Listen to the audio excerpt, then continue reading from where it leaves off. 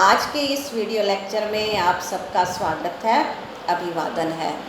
आज हम हिंदी साहित्य इतिहास के मध्य काल, जिसके पूर्व मध्य काल को भक्ति काल कहते हैं, तो भक्ति काल से संबंधित एक टेबल को समझने जा रहे हैं।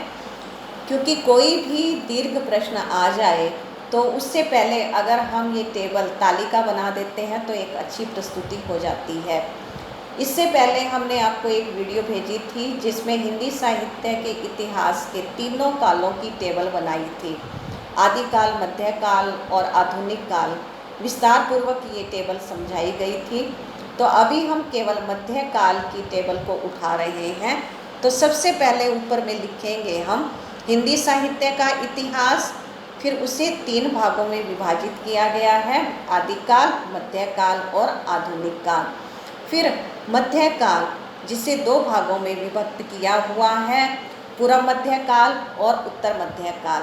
पूर्व मध्यकाल को कहा जाता है भक्ति काल, उत्तर मध्यकाल को कहा जाता है रीतिकाल।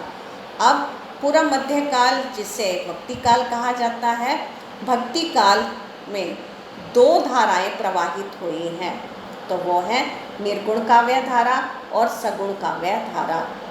निर्गुण काव्य धारा, जिसमें ऐसे संत हुए जिन्होंने निराकार परमात्मा को याद करते हुए उसके ऊपर अपने भाव व्यक्त करते हुए साहित्य लिखा। तो ऐसे जो साहित्य प्रस्तुत किए गए हैं उसे लिया गया है ज्ञान आश्रयी शाखा के अंतर्गत। और फिर जिन कवियों ने प्रेम को आधार बना करके साहित्य की रचना की, उसे प्रेम आश्रयी शाखा के अंतर्गत लिया गया। ज्ञान आश्रयी शाखा को संत काव्य धारा भी कहा है, प्रेम आश्रयी शाखा को सूफी काव्य धारा के अंतर्गत लिया है। अब सगुण काव्य धारा जो है, उसमें ऐसे कवि और लेखक जिन्होंने साकार परमात्मा, साकार ईश्वर को याद करते हुए जो साहित्य लिखा, उसे राम आश्रयी शाखा के अंतर्गत लिया गया है। अब उस राम आश्रयी शाखा को राम काव्य धारा भी कहा जाता है, कृष्ण आश्रयी शाखा को कृष्ण काव्य धारा भी कहा जाता है। अब हम देखते हैं कि जैसे संत काव्य धारा प्रवाहित हुई तो वो किसने शुरू की थी, उनके प्रतिनिधि कवि कौन थे, सूफी काव्य धारा कैसे शुरू हुई, उनको इस धारा को प्रारंभ करने वाले कौन हुए। तो अब हम प्रतिनिधि कवियों और उनकी रचनाओं को देख लेते हैं। संत काव्य धारा के प्रतिनिधि कवि रहे हैं संत कबीर, और उनकी जो मुख्य रचना है, जो ग्रंथ है, बीजक। सूफी काव्य धारा के प्रतिनिधि कवि रहे हैं मलिक मोहम्मद जायसी, और उनकी जो मुख्य रचना है, वैसे तो और भी रचनाएं हैं, परंतु उनकी जो मुख्य रचना है पद्मावत। अब कृष्ण काव्य धारा के जो प्रतिनिधि कवि हैं वो संत सूरदास, और उनकी जो विशेष रचनाएं रही सूरसागर, सूरसारावली, साहित्य लहरी। राम काव्य धारा के प्रतिनिधि कवि रहे हैं संत तुलसीदास, और उनकी रचनाओं में रामचरितमानस, दोहावली, कवितावली, विनय पत्रिका आदि।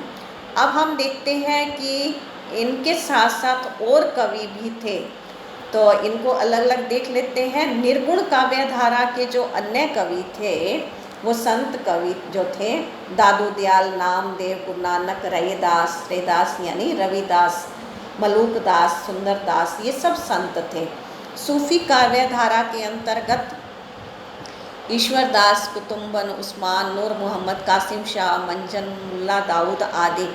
इसके अलावा और भी कवि थे, लेकिन ये विशेष थे। सगुण काव्य धारा के अंतर्गत जो कवि आते हैं कृष्ण काव्य धारा, उसमें मीराबाई, नंददास, कुंभन दास, चतुर्भुज दास, परमानंद दास, गोविंद स्वामी, हरिदास आदि रहे। राम काव्य धारा के जो अन्य कवि हैं राघवानंद, रामानंद, विष्णुदास, ईश्वरदास, अगरदास, नाभादास आदि। तो यहाँ हमने समझा है भक्ति काल की तालिका को, यानी सबसे पहले हिंदी साहित्य का इतिहास, उसमें फिर आदिकाल, मध्यकाल और आधुनिक काल, फिर उसके 2 भाग मध्यकाल के, पूर्व मध्यकाल, उत्तर मध्यकाल। फिर पूर्व मध्यकाल के जो भक्ति काल है उसमें 2 धाराएं, निर्गुण काव्य धारा, सगुण काव्य धारा। निर्गुण काव्य धारा में संत काव्य धारा, सूफी काव्य धारा, सगुण काव्य धारा में कृष्ण काव्य धारा और राम काव्य धारा। तो इस प्रकार से ये टेबल अवश्य बनाएंगे, जिससे हमारा प्रश्न एक सुंदर रूप से प्रस्तुत हो पाएगा। धन्यवाद।